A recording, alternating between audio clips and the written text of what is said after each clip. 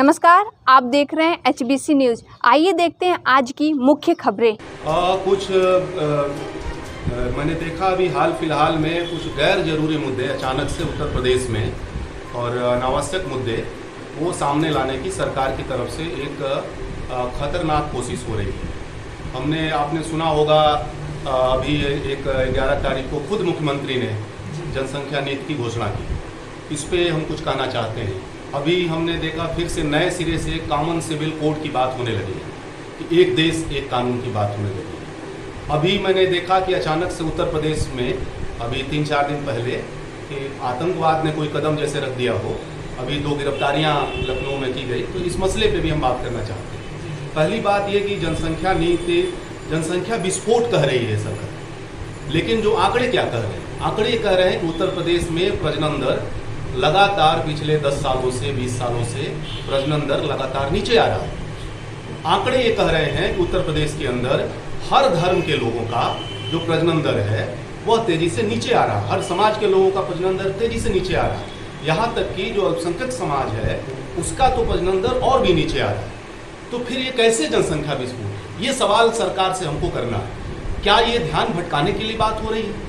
असल में अगर जनसंख्या विस्फोट की अगर आप बात करें तो उत्तर प्रदेश में बेरोजगारी का विस्फोट है, उत्तर प्रदेश में महंगाई का विस्फोट है, जो इस सरकार की करतूत है, जो इस सरकार की आर्थिक नीतियों के चलते है। तो सरकार जो है एक अनावश्यक गैर जरूरी मुद्दे को सामने ला करके बेरोजगारी जैसे मसले से, महंगाई जैसे मसले से और से ध्यान भटाना चाहती है और एक विभाजनकारी मुद्दे लेकर के सामने आना चाहती है। दूसरी बात हम कह रहे हैं कॉमन सिविल कोड। मैं देख रहा हूं कि ये भी एक कोशिश हो रही है। इस पे एक हाई कोर्ट से चर्चा शुरू हुआ है और फिर से इसको एक डिबेट में लाने की कोशिश हो रही है। कॉमन सिविल कोड का मतलब वो कह रहे हैं कि एक देश एक कानून, लेकिन सच्चाई क्या है?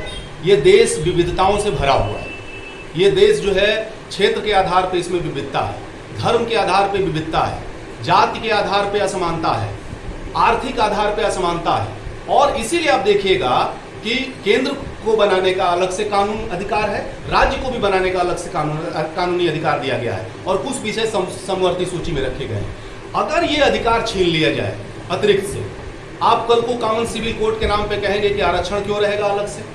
आप कॉमन सिविल कोड के नाम पे आप कहेंगे कि जो नागालैंड से लेकर के और तमाम जो 371 के तहत जो विशेषाधिकार दिए गए हैं 7-8 राज्यों को, वो उनको क्यों रहेगा? आप कल को कहने लगेंगे। आप कल को कहने लगेंगे कि आदिवासियों को अतिरिक्त अधिकार क्यों दिया जाए? ये अधिकार अतिरिक्त इसलिए दिया जाता है कि जो गैर बराबरी है उसको बराबरी की तरफ ले आया जाए। हम समझते हैं कि कॉमन सिविल कोड भारत जैसे देश में अगर लागू होगा तो असमानता खतरनाक लेवल पे और भारत में बढ़ जाएगी और हम समझते हैं कि अस्थायी होने की तरफ बढ़ेगी। इसलिए हम समझते हैं कि ये ध्यान भटकाने वाले मुद्दे से हम इसका विरोध करते हैं। इसको इस दिशा में कोई बात न हो। तीसरी बात कहना चाहते हैं, अंतिम बात, कि उत्तर प्रदेश को फिर से मैं देख रहा हूं कि लखनऊ में एक एक्सरसाइज की गई अलकायदा और ये इसका उसका बताया गया कि बड़े पैमाने पर 2 लोगों की गिरफ्तारी हुई। घर वालों से जब बात हुई तो घर वाले कह रहे हैं कि जो है गिरफ्तारी जो है किसी की राजस्थान में हुई है तो किसी की कहीं पे हुई है, दूर दूर तक कहीं उसका लेना देना नहीं है। मैं देख रहा हूं कि अभी से चैनलों पे वो आतंकवादी चलने लगा और जैसे लग रहा है कि उत्तर प्रदेश का सबसे बड़ा सवाल जो है आतंकवाद हो गया है। हम क्या देख रहे हैं? हम किसका आतंक देख रहे हैं? हम योगी राज का आतंक उत्तर प्रदेश में देख रहे हैं। हमने अभी ब्लॉक प्रमुख का चुनाव देखा, नंगा नाच मने गुंडई का पूरे उत्तर प्रदेश में देखा। हमने देखा जिला पंचायत चुनाव के अध्यक्ष के चुनाव में बड़े पैमाने पर पैसे का प्रदर्शन, बड़े पैमाने पर खूनम खून, महिलाओं तक की इज्जत पे हाथ। हम ये देख रहे हैं कि उत्तर प्रदेश के अंदर दलितों के ऊपर, मुसलमानों के ऊपर और महिलाओं के ऊपर, अभी चंदौली में हमने देखा घर फूंक दिया जाकर के, चंदौली में, अभी भरतरा में, अभी आजमगढ़ में हमने देखा कि एक दलित परिवार का सरकारी पुलिस आकर के बुलडोजर से उड़ा दे। तो उत्तर प्रदेश में आतंकवाद का आतंक नहीं है, उत्तर प्रदेश में असल में योगी राज का आतंक है, पुलिस राज का आतंक है और सामंती ताकतों का आतंक है। इस आतंक से जनता को लड़ना है और योगी जी इधर ध्यान हमारा इसे भटकाना चाहते हैं। अंत में ये कहते हुए कि इन सब सवालों से जो डाइवर्जन का इनका एजेंडा है, इन सब सवालों को लेकर के हम एक 15 दिनों का अभियान में उतरने जा रहे हैं।